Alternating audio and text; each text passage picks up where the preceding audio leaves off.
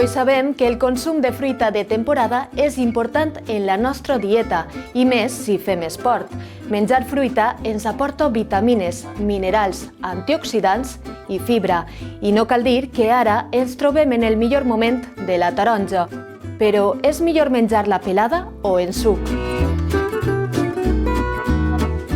Els experts ens diuen que no tenen el mateix efecte saciant.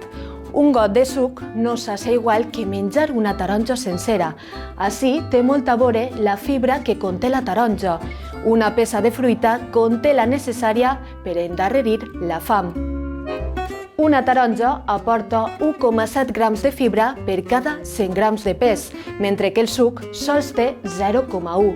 Una dada que encara seria inferior si colem el suc i li llevem la polpa. Una taronja de mida mitjana pot pesar al voltant de 200 grams, que una vegada pelada es redueix a 150 de matèria comestible. Si a més la fem suc, es quedarà en la meitat. No té la mateixa absorció de sucres. La quantitat de fibra ajuda a fer més lenta l'absorció. Això significa que el suc s'absorbeix més de pressa que els de la taronja sencera, ja que quasi no té fibra. Aquestes són les recomanacions dels experts. Ara som nosaltres els que hem de decidir com menjar-la.